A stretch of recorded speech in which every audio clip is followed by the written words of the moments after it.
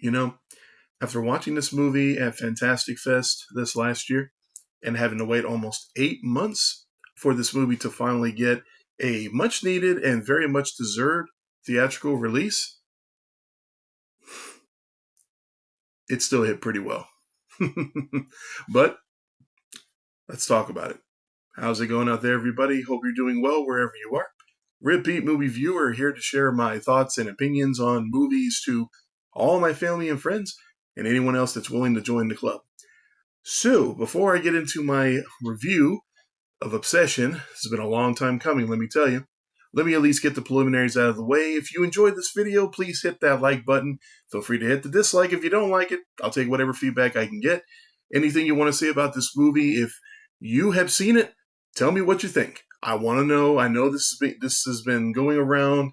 They've been promoting the hell out of this movie, and I really want to know what other people are thinking about it. I already know what a lot of people at Fantastic Fest thought about it. And if you're not subscribed, please hit that subscribe button. I would greatly appreciate it. But without further ado, let's get into Obsession.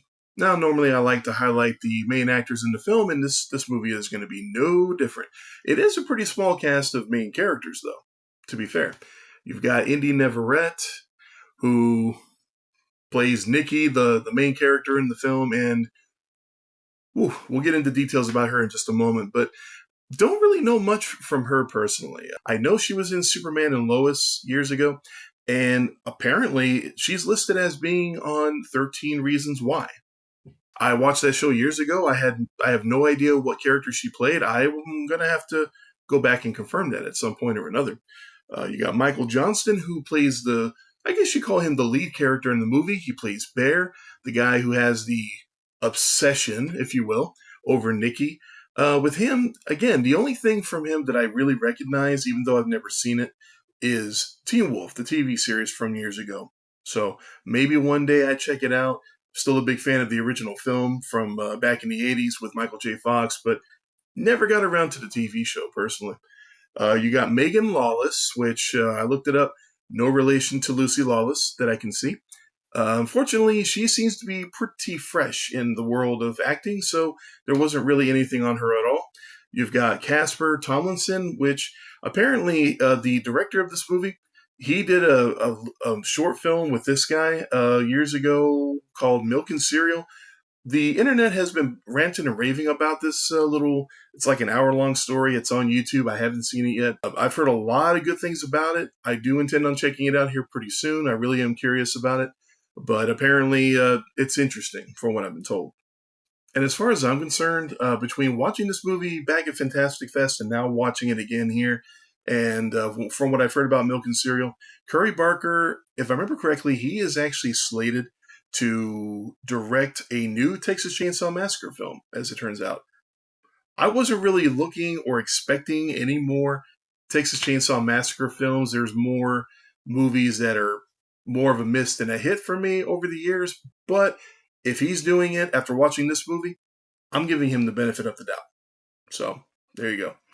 One other person in the film I actually do recognize, that's Andy Richter. I think most people would recognize him from Conan O'Brien's show.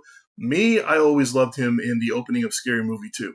He's not in the movie very long. All these main four characters that I just mentioned before, all of them they all work in a record store, and Andy Richter plays their boss, but he's barely in the movie. He's only in there a couple of quick scenes here and there, no big deal. But I feel like it'd be a disservice if I don't at least mention it. Now, before I get into the basic synopsis of the movie, let me at least emphasize that this review, technically this is coming off me watching it a second time, but I wanted to do a basic first viewing review where I just talk about the basic stuff in the film. I don't want to go into too much detail here, no spoilers for the most part, so I'll try to keep things as vague as possible. Then, sometime in about a week, I will do a spoiler-littered review. There's a lot of things I want to talk about when it comes to this movie, so mostly spoiler-free at this point, just so you know. Now, as far as the main synopsis for the movie goes, you've got a character named Bear. As I said, all these characters, they work at a record store together. So all four of them, they kind of hang out, they do things together, no big deal. And apparently, Bear he's got a really deep crush for Nikki. Doesn't really have the balls to kind of tell her how he feels.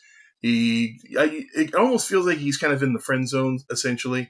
As the beginning of the movie goes on, he tries to tell her how he feels, but he never gets the balls to say it. And then he's given the opportunity. It's right there in front of him. He doesn't take it. And then he ends up making a big mistake. Earlier on in the film, before this moment, he actually goes to a random store, try to buy Nikki something nice. He ends up finding a one-wish willow, buys it on a whim.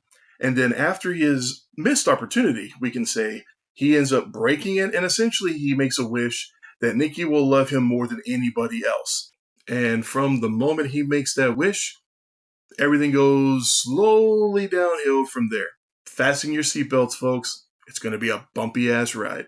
From this point, you get so much craziness that goes on.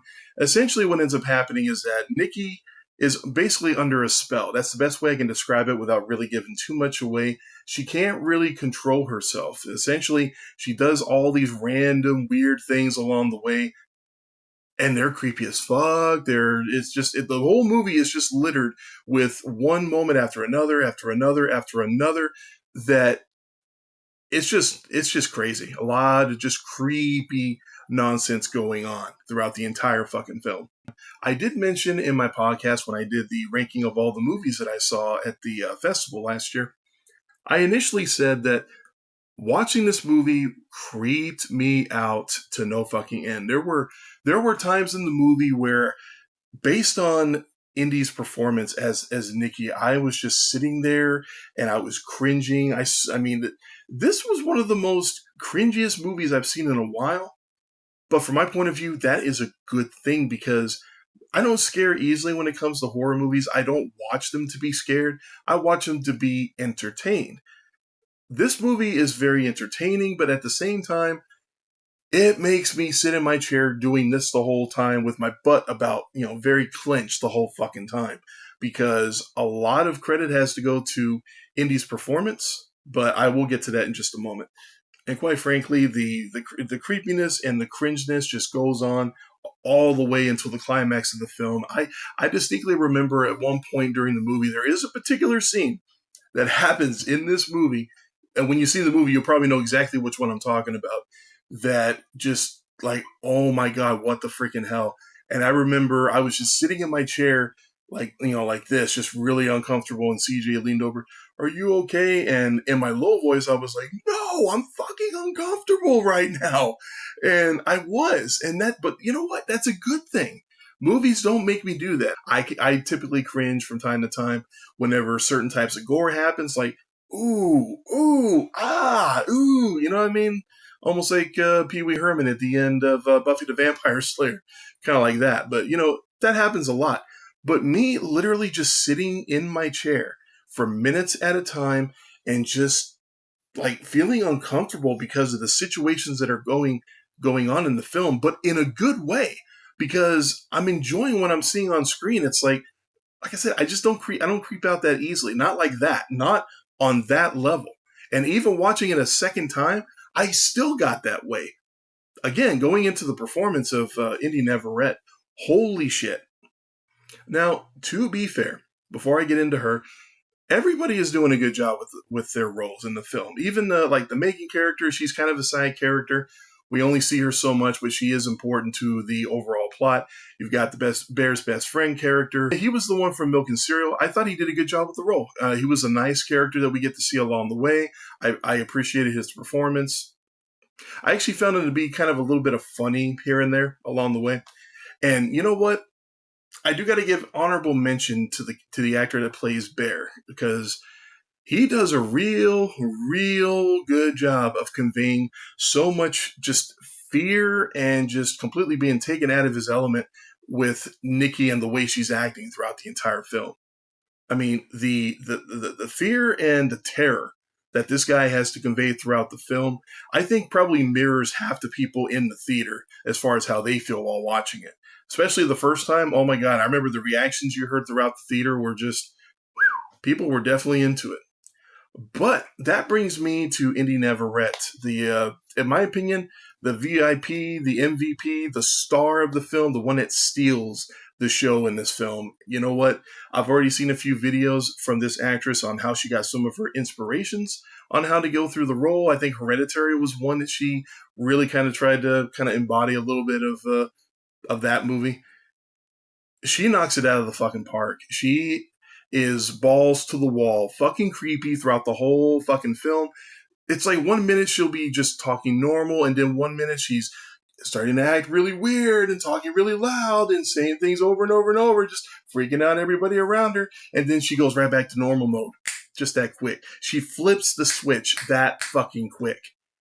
That's impressive. I mean, as a fan of movies, there's not too many performances I can think of that match something like that somebody can just change into a range of emotions that quickly. Fucking impressive as far as I'm concerned. I dare say, I'm sure I'm not the first one that thinks this. I think this woman needs, at the very least, a nod at the Academy Awards, because this is a great fucking performance as far as I'm concerned. Who knows? Maybe this last year Sinners got a lot of awards, although that's not technically a straight up horror movie. It's more like a vampire movie with other stuff thrown in, but still, Weapons won an Academy Award. I don't think it's far-fetched that maybe, just maybe, thinking outside the box here, that maybe the Academy will actually give this woman a chance. Maybe to watch the movie and give her an opportunity to try to win an award. Maybe we can get her a People's Choice Award for this film. That would be awesome too, but I think her performance here is worthy of an Academy Award. Just my opinion. And I'm sticking to it. I don't think you can tell me otherwise, especially after watching it a second time. No way. And honestly, with all of the craziness that's going on throughout the film, which I initially did say that it kind of mirrors, it's more of a darker tone or darker take on the whole. You know what? I could even call it a combination. Now that I've seen it a second time, I would say combine it with the whole Love Potion number 9 scenario with maybe Monkey's Paw. I feel like, and that's one of my favorite horror stories of all time. I feel like it's kind of taking those two ideas and kind of bringing them together in a manner of speaking. And it's highly effective here. I think it works. This, even though I saw it last year, I think this is still going to be one of my personal favorites of the entire year. It would be hard pressed to see a horror thriller film, come close to knocking this one off the pedestal. But we still have half a year, so you never know. We'll see what happens with that. And you know what? After watching this a second time, I keep saying that. I apologize. Because I'm just like really happy and excited about this movie. I actually can't wait to watch it again. I couldn't really think of any major complaints. There was only one little nitpicky thing about the movie the second time that I could think of, and that's sometimes the jump scares can be loud. There are some moments along the way that did kind of make me jump out of my seat, because of like loud noises and whatnot. But there were maybe one or two little moments where the music got boom really loud at some point, and just kind of like, oh shit, that was loud, holy crap. But few and far between, everybody. Few and far between, and that's not going to be anything near enough to taint my experience with this film at all. So in closing for this movie, I can't praise it enough. I really can't. If you're in the horror thrillers or any one of those two categories separated, doesn't matter. Go see this movie. Do not hesitate. This movie needs and deserves love. Go give this movie all the love in the world. This movie deserves to be successful, and I look forward to the director and his work going forward. And frankly, I want to see all these actors in more films going forward. I think with all of them, I think they all have potentially promising careers. It's just a matter of them getting more work and getting to show more what they can do. But as far as like Indy Neverett's concerned, I can't wait to see what she does next. I am so looking forward to whatever she does down the road. So we'll see what happens going forward. Well, I think that's going to do it for my review of Obsession. I don't think there's anything else I can really say to keep this as basic as possible without giving everything away. And can't wait to see it again, as I already said. So if you see the movie, let me know. Hit me in the comments. Let me know what you think about this movie. But in closing, everybody, take care of yourselves. Please be safe. But don't forget to have fun. Just not too much fun.